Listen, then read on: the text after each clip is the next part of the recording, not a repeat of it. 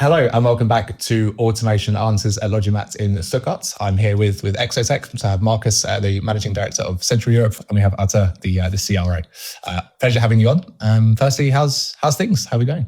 Thank you. Quite good. We have an intense time at the trade show. Mm-hmm. So thanks for having us and having this opportunity to discuss some cool stuff about current automation and innovations. Absolutely. So I think, and starting the main topic of the conversation is the evolution of your product and how you have such an amazing product and how you still continue to bring new ways of innovation. Before we get into that and the comparison with my prior podcast with Stan in Modex last year, I'm interested, and I'm sure the listeners are as well, to hear about what you brought to this Logimat. So would you mind giving us a bit of an intro?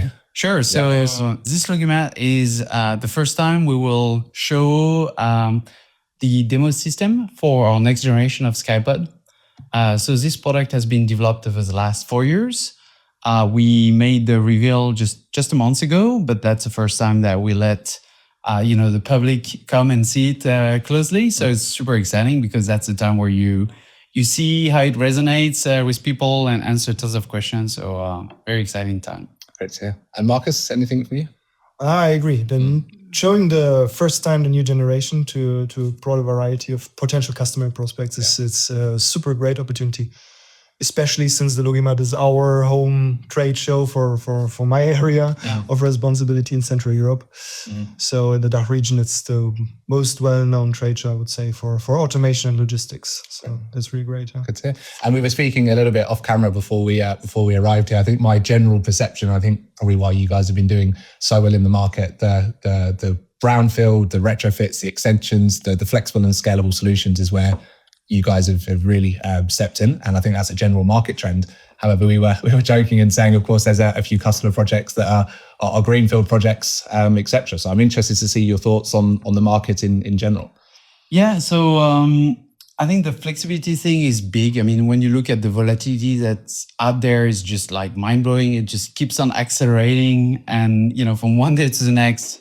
Especially in the US these days and the impact it has on the rest of the world, I think things change super fast. So when you discuss a 10-year or 15-year time horizon with a client, the reality is they have no clue where they'll be 2 years away. So if you have a discussion and a product that enables you to say, well, don't worry about it, just worry about what you need now, and whatever happens next, we'll manage, we'll be able to navigate, because this system is able to adapt to, your scale, to your channels, to your ABC structure change, and all of that doesn't really matter. I think that kind of takes a lot of the uncertainty away. So yeah, agree. The discussion is shifting a lot in that direction. And that's why we see robotics, I think, rising really, truly, compared to what we call the more traditional side of automations that have been going on for tens and tens of years with the PLC shuttles and mirrors, etc. And Markus, anything from your side in terms of what you're seeing? Obviously, your prior experience with Jan Heinrich. I'm not sure if you've seen any other market trends at all, as what Arthur said. I think it's right what Arthur says. So the robotics becomes more and more important because of the flexibility it brings. And coming from the traditional integration world, that was always the point that was missing for me as well. Yeah, so we were always sitting down with the customers, consulting and thinking about what is in the next 10 years, what is coming in the next 10 years. And you already need to plan the traditional system in that way that you can extend it, that you see several steps and so on. And nowadays with the robotics, and especially with our solution, the Skypod system, you can just do it on the fly. There is no big project behind, and this gives more security to the customers, that they have a system that will work no matter what or how the business will develop. Great. And what's changed in the last year since my podcast with Salas? What new upgrades have you brought? What's changed in the world of Exotec? So I think we've grew quite a lot and continue to do so. If you look at the last 4 years, we've been growing 70% plus at CAGR. US, I think, has had tremendous traction as well overall.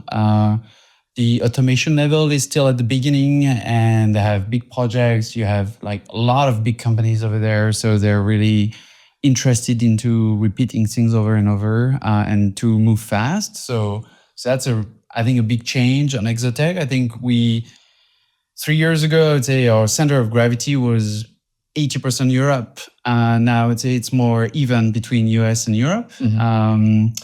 And then what's changed, and I can let Markus tell more about it, but I think the new product release is for sure a big change and opening up a new chapter, enabling us to tap into new type of projects, solving new types of problems for clients. So that's the exciting things that's happening now. Yep. I think the same way, yeah. And especially for us in Europe, the Eastern Europe market is the biggest growth market at the moment. Yeah. We have times that are not as stable as they were before. So we see that customers are sometimes postponing decisions. And it's even more great for us that we succeeded in winning good references and also the German market and the Eastern European market, growing with our customers together. And yeah, that is why we are there for. And I agree. We really grew into a whole scope integrator. So what we want to do is we want to give an end-to-end solution, surely based on our beautiful product, which gives a lot of flexibility. But we want to find an end-to-end solution for our customers that basically fulfill all their needs in logistics and doing it in an elegant and very lean and efficient way. So that is our target. Excellent. That segues me nicely. Thank you for that into the next question. So when I last filmed with Stanislas, we were speaking about the wider solution, the wider portfolio, not just one product, obviously Skypod and Deep Sky as well being part of the Exotec product range. How has the wider solution changed? Not changed necessarily, but upgraded since the last few years? So with the new Skypod generation, basically we have some great innovations coming with it. So we are more dense in the storage and we drive under the rack. We can climb next to each other. The robots are smaller, more compact. We can do picking inside the system with source and target. So that's bringing a lot of positive effects. We can do strict sequencing and all of this with one system and with the same robot. And this saves a lot of conveyors, which makes our solutions naturally more lean and clean. So you're not standing in front of a huge crowd of conveyors and not knowing what's happening, but having really a clean and elegant solution system. You know exactly what the robots are doing. You're seeing the robots, you're working with the robots. And that's the beauty of the system. Yeah? And talking about whole integrations, I would say also there the tendency is more towards not over complexifying the solution. You know? Try to keep it simple and adaptable for your future needs. I think for me that's the biggest difference compared to what's out there and compared to even what we had before, which is we have thought the Skypod next generation not just as, okay, let's replace that rectangle on the warehouse, map that's dedicated to the ASRS section, but let's just rethink how we would structure the whole warehouse. And when you do that, you start thinking more logistics rather than just technical robotic stuff.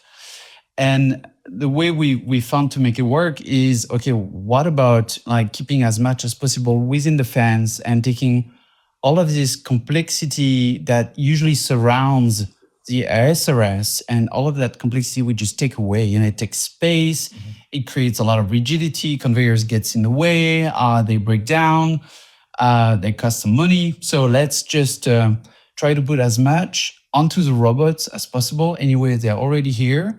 So how do we enable them to buffer, to sequence? How do we avoid touches further down the road with packing and do that already right at the station? I think this is the beauty of this new system, which, it takes a little bit of time, I think, to wrap your hand around what's possible when you see it that way. And when you see the simplification it brings to the whole warehouse, it's really interesting. And we've done some comparison, what if we had that system on that project, before, and then you realize you just reduce the footprint by 30%. You get rid of 50% of conveyors. You get rid of a lot of extra useful machines like trayer, detrayers. So you look at a very simple, elegant design compared to something which is crowded and taking more space.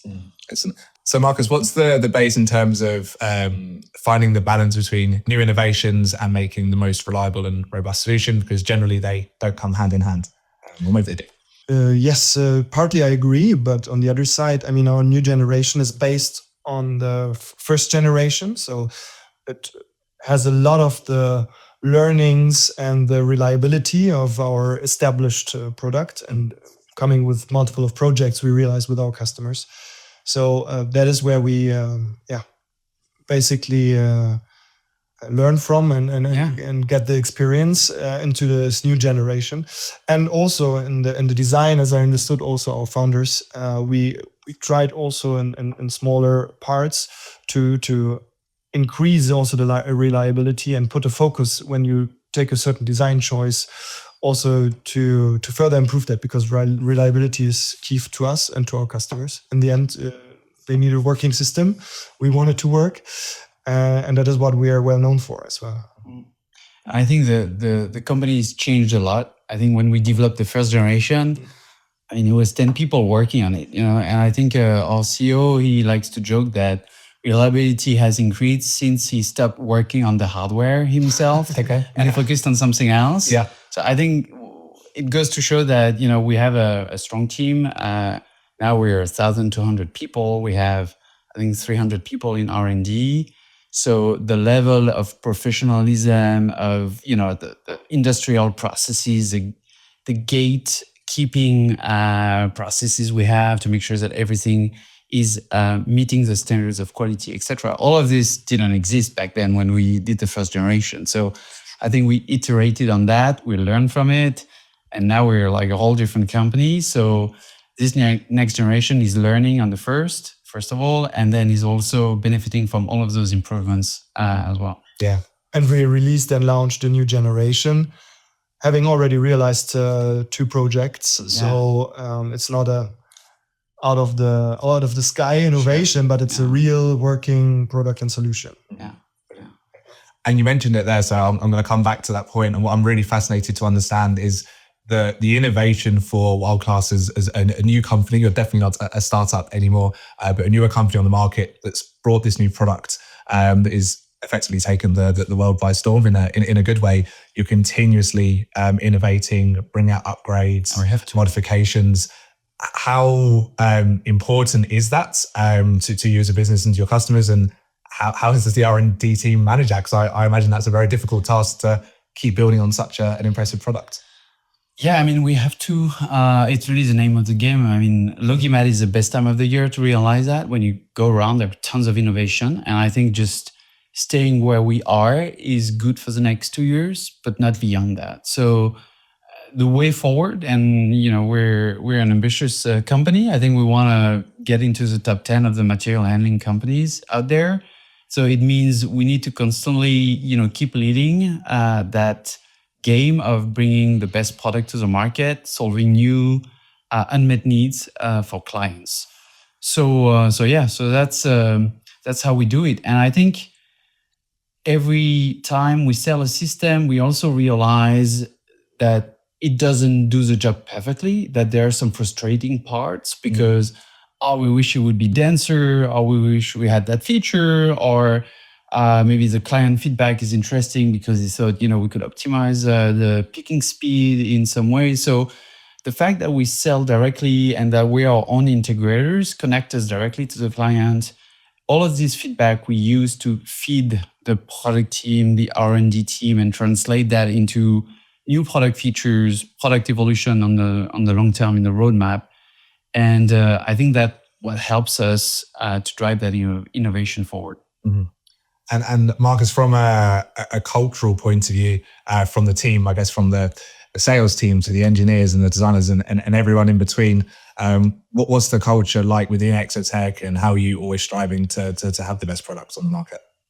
So the culture is a big word, and Exotec is well known for its key messages and culture. And this is taught by our founder himself to every new employee. So there are always sessions in the beginning in the first week of all the employees where Omar himself is teaching our Exotec culture. Yeah. So customer first, be proud, and never stop also innovating. So that's deep in our blood and the mentality coming from our founders and all people that followed have the same kind of spirit and mentality. Yeah, I think we also have the feeling that we come disrupting a market that's been doing something great and has become better and better at doing it around automation, but we feel like a lot of those players, they didn't see robotics coming in, and they minimize maybe the impact it could have. And now you see everybody, moving towards that direction and saying, oh, we should not miss that train. And we're afraid that we're being a bit slow at evolving. So we see ourselves as today we're in a good spot. We're kind of the new kids on the block that comes with this best-in-class product and disruptive technology. Great. Tomorrow, could a company that has a AI mindset come and do the same to us? Well, maybe. At least that's certainly not what we want to let happen. So we're aware of that, and this is why we keep pushing in that direction very heavily and investing into it. Yeah, I think continuously. We invest. When you look at how much we invest, I think we invest a lot more than others do. Mm-hmm. Yeah. Great. And again, leads me very nicely into the next question. But next 5-10 years is probably too far in advance. But next 5 years, what do you see in the market and in Exotec in general? If you have your crystal ball. That's a tricky question. What do we see? Oh, so we cannot release all the innovation. That's live for sure. But do you see the world more changing? You mentioned sort of software and AI. I'm seeing a lot of AI agents that are coming in, especially from data analysis, understanding the customer requirements, and then kind of feeding that back to your hardware and creating a more effective solution. Anything along those lines that you see? Yeah, that will be definitely a key technology. I think that's more and more introduced also in logistics. Yeah. How the field of usage will be, I'm not yet 100% sure, but I think capturing data, images, learning out of it is one field that could solve some problems, I would say. Mm-hmm. And AI and robotics is, where we started with our robotic solution and 3D movements. I think people will learn and also competitors learn that this is the way to go. And I think it will develop more into this direction. Yeah.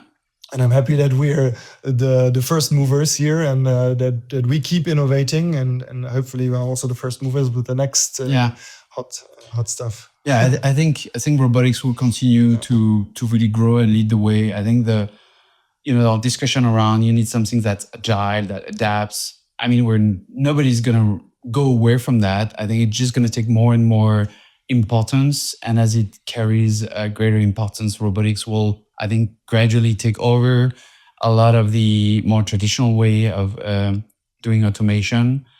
So I see that continuing. I think on the Exotec side, what we'd like to do is to start with a blank sheet of paper and look at the problem and say, okay, what else can we take a crack at that we believe, has a solution, but is not as perfect as it could be maybe. And then can we make a difference in that field?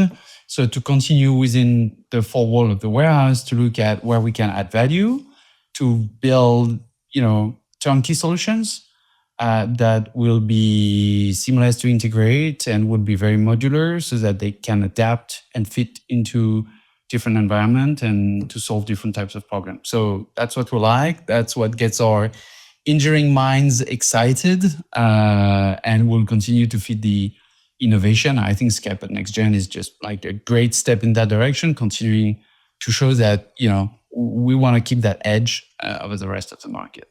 And do you see, Markus, any trends or from customers? I'm interested to find out how your solution or any automation solution fits, let's say, a grocery provider, to a retailer, to a fashion company, to a spare parts company, or an automotive organization.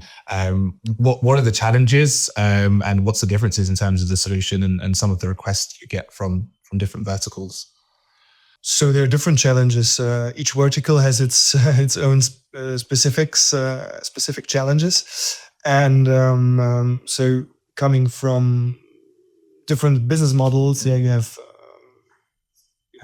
e-grocery and grocery. There are different segments. You have an e-commerce, B2C and B2B. You have more and more customers that do omni-channel. That itself brings a challenge, and we address it with our flexibility, basically. Yeah. So the example B2B and B2C, so omni-channel out of one system, that was in the past, I would say, difficult, because you need different setups and the picking station and so on. And with the new generation of the Skypod system, it's easy solvable, because our system, we basically don't care what order structure there is. If it's a small amount of order lines with a low amount of pieces, or if it's a huge amount of order lines for an order with a big amount of pieces, our system is super reactive on that, and we don't need to change anything of the setup to fulfill that. Yeah.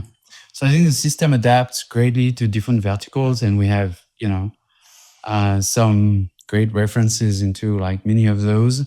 I think outside of the system, we see the requirements changing widely, because what a spare part distributor will expect, will be different from what a pharma company needs, because they have different business drives and different types of challenges.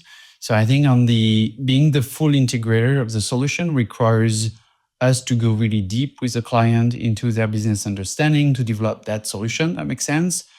The heart, the core of it, the technology in the middle, we're lucky to have something that indeed is flexible enough to adapt and flex in different types of dimensions to fit the need. And for the downstream processes until shipping, we have also our experts, engineers and salespeople that have a lot of experience in the market in different verticals. And that is what we use, and also within your team try to combine, to learn from each other, to also get the best lessons learned and best practices from a vertical, spread, so across the people, so that we can let our customers profit from that knowledge as well. And concluding and final question, one for you both.